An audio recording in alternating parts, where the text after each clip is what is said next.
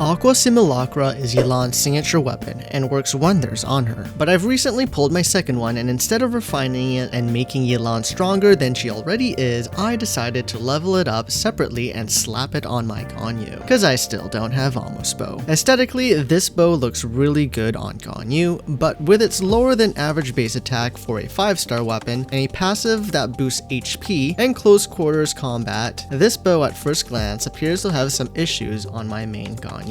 But despite that, this bow is still a pretty big powerhouse for Ganyu. It gives an insanely big crit damage buff, and its crit damage ceiling potential is higher than Almost Bow, with some caveats. In a freeze comp, Ganyu doesn't need a lot of crit damage, and to use her burst, she cannot be too far away from enemies for it to reach. This works wonders with Aqua, as you don't need to worry about crit rate, can use a crit damage circlet and still crit pretty often. Making sure you don't stray too far from enemies allows the bow's second passive to activate and boost your damage by 20%. Despite only having 15.5 crit rate on this build, after every single crit bonus is applied, Ganyu has an added 55 crit rate bonus plus another 20% crit rate added to her subsequent charge shots thanks to her second passive talent. In a melt composition, a more balanced spread is required to get adequate crit hits, which makes building Ganyu harder. A crit rate circlet may be necessary in this case, and unless you are using Shangling's Pyronado or Sunfire team to get your melt reactions, you may not be in close proximity to enemies to activate Aqua's talent, and be losing out on the 20% damage bonus. Despite those issues, Melt Team does benefit from potentially having Pyro Resonance, which helps mitigate the lower than usual base attack on Aqua, and helps Ganyu reach the 2.2k attack mark, 240 to 250 crit damage, and 55 to 60% crit rate before including a buff from Bennett's Burst with the artifacts I have available. In comparison, my Freeze Ganyu sits at around 1.8k attack. I should also mention that I've had no luck with a Cryo Goblet with attack substats so far, and should reach an adequate 2k attack give or take if that were to ever happen.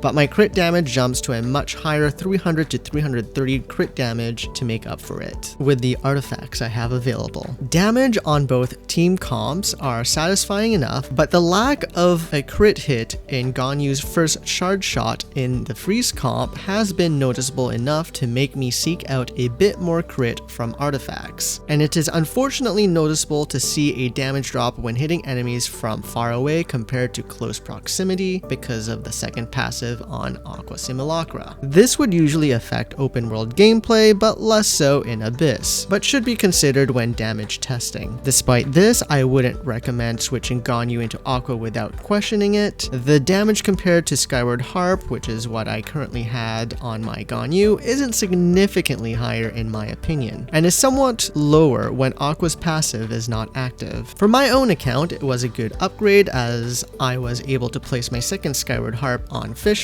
and not rotate stringless between her and Venti. I will be enjoying Aqua Simulacra on Ganyu for now, but I think there's another character that I have that should be able to more reliably take advantage of Aqua's passive talents, and may be better off equipping it than Ganyu, outside of Yelan of course. But that will be for another time.